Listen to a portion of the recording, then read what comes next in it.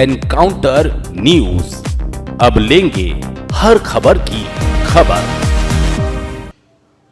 इंदौर के बाणगंगा थाना क्षेत्र में एक बुजुर्ग किसान के घर पर पुलिस की रात करीब 12 बजे अचानक दबिश देने को लेकर विवाद खड़ा हो गया है। इंदौर के नंदबाग इलाके में एक जमीन को लेकर बुजुर्ग और प्रॉपर्टी ब्रोकरों के बीच में विवाद चल रहा है। इस मामले में एक याचिका इंदौर हाई कोर्ट में भी दायर की गई है। बुजुर्ग ने थाना प्रभारी सहित जांच अधिकारी पर कई गंभीर आरोप भी लगाए हैं। बाणगंगा क्षेत्र के निवासी जसराज मेहता के घर देर रात पुलिस कर्मियों ने दस्तक दी और उस पर नंदबाग क्षेत्र की जमीन को लेकर समझौते के लिए दबाव बनाने की कोशिश की। मामले में खास बात यह है कि पुलिसकर्मी कोई स्पष्ट वैधानिक आदेश लेकर नहीं आए थे।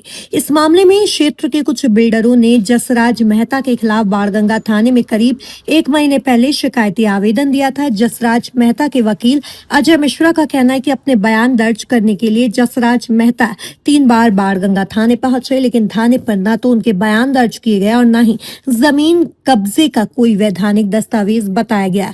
थाना प्रभारी सियाराम गुर्जर और जांच अधिकारी इंदर सिंह जसराज पर बिल्डरों से समझौता करने और 70 प्लॉटों का पैसा उन्हें लौटाने का दबाव बनाते रहे। जब उन्होंने अपने नाम से किसी जमीन पर कब्जा करने और 70 प्लॉटों को न बेचने का हवाला दिया तो देर रात पुलिस ने उनके घर पर दबिश देकर समझौते के लिए दबाव बनाया। इस मामले में जसराज मेहता ने पहले ही इंदौर हाईकोर्ट में याचिका दायर की हुई है, जिस पर सुनवाई होना शेष है। इंदौर से एनकाउंटर न्यूज की रिपोर्ट। जसराज मेहता करके एक हमारे पक्षकार हैं, 60-65 वर्ष के हैं, सीनियर सिटीजन हैं, वृद्ध हैं और काफ़ी बीमार रहते हैं। उनके खिलाफ एक आवेदन कुछ लोगों ने दिया और उस पे से बाणगंगा पुलिस से एक नोटिस इशू हुआ बाणगंगा थाने से और उनको बयान दर्ज करने के लिए बुलाया। तो वो गए बयान दर्ज करवाने के लिए। तो वहाँ पे जानकारी ये लगी कि 4 लोग हैं जिनके नाम संदीप यादव, आनंद कश्यप, प्रभाकर राय, आनंद जायसवाल। इन लोगों ने एक ज़मीन का भाग बाणगंगा एरिया में ख़रीदा है और इनका कहना है कि उससे एक लगी हुई कोई कॉलोनी है, उसमें 70-80 मकान जो लगभग आज से 30 वर्ष पहले से बने हुए हैं, वो मकान इनके एरिया में आते हैं इन लोगों ने जो ख़रीदा। और ऐसा आरोप लगाया कि जसराज मेहता जी ने इन 80 लोगों को मकान बेचे। तो उन 7-8 लोगों से एक आवेदन दिलाया गया अवैध कॉलोनाइजेशन का। जसराज मेहता जी ने ये बताया कि ना तो मेरे नाम से कोई कॉलोनी है, ना मैंने कभी कोई प्लॉट बेचा, ना किसी से पैसे प्राप्त करे।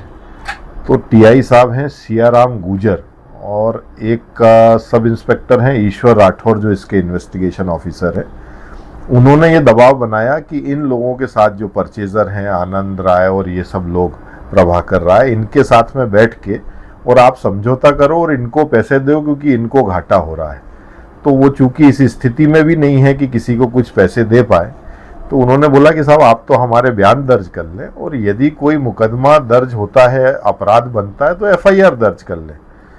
इसके बाद भी 3 बार उन्होंने थाने पे विजिट करी, पर तीनों बार ना तो उनके बयान दर्ज किए गए और समझौते के लिए दबाव बनाया गया। केवल आवेदन पे से लगभग 8-8 पुलिसकर्मी 2-3 बार रात को 12:30-1 बजे उनके घर पे पहुंचाए गए और उन पे ये दबाव बनाया गया कि आप समझौता कर लो। ऐसी स्थिति में जबकि किसी व्यक्ति के अगेंस्ट कोई एफआईआर दर्ज नहीं है, तो आप पुलिस किस आधार पे उनको पकड़ने के लिए गई जब वो खुद ही उपस्थित हो रहे हैं। तो इसमें टीआई साहब ऐसा दबाव बना रहे हैं कि आप तो समझौता करके इनको पैसे दे दो। टीआई साहब के संरक्षण में इन लोगों द्वारा इनकी जसराज मेहता जी की लड़की का एक प्लॉट है जो रजिस्टर्ड प्लॉट है, उस पर अवैध कब्जा भी कर लिया। सर, बाणगंगा थाना क्षेत्र में एक जसवंत मेहता हैं जिन्होंने आरोप लगाया है पुलिस पर, क्या पूरी घटना है? बेसिकली एक शिकायती आवेदन थाना बाणगंगा में आया हुआ था जिसमें शिकायतकर्ता संदीप यादव, आनंद कश्यप, आनंद जायसवाल, महेंद्र सोलंकी है। उनके द्वारा बताया गया कि नंदबाग में लगभग 8 एकड़ जमीन है, उसमें से कुछ जमीन पर उनके द्वारा सीमांकन करवाया गया है। सीमांकन में देखा गया है कि लगभग 60-70 प्लॉट उसके अनधिकृत तरीके से बेच दिए गए हैं। अब उस पर से चूंकि शिकायत थी और गंभीर आरोप उस शिकायत में उल्लेख किए गए थे, तो उसकी जांच संज्ञान में ली गई है बाणगंगा में। शेष जो आरोप प्रत्यारोप लगाए जा रहे हैं उनका भी परीक्षण किया जा रहा है। चूंकि शिकायत गंभीर थी और उसमें ऐसे कुछ तथ्य भी दिए गए थे, तो उन तथ्यों की पुष्टि की जा रही है और बताया भी गया है, निर्देशित किया गया थाना को कि सीनियर लेवल पे इसकी जांच की जाए, क्योंकि शिकायतें हो रही हैं। तो थाना प्रभारी इसको स्वयं ही परीक्षण कर रहे हैं। सर, इस मामले में थाना प्रभारी और जो जांच के अधिकारी हैं इन पर भी जसवंत ने आरोप लगाए हैं और हाईकोर्ट में याचिका भी दायर की है। हाँ, अब वो सभी फ्रंट खुले हुए हैं, जो भी आवेदक अनावेदक पक्ष है। शायद आवेदक पक्ष के द्वारा भी एसडीएम कोर्ट में लगाया गया, सीमांकन भी करवाया गया है।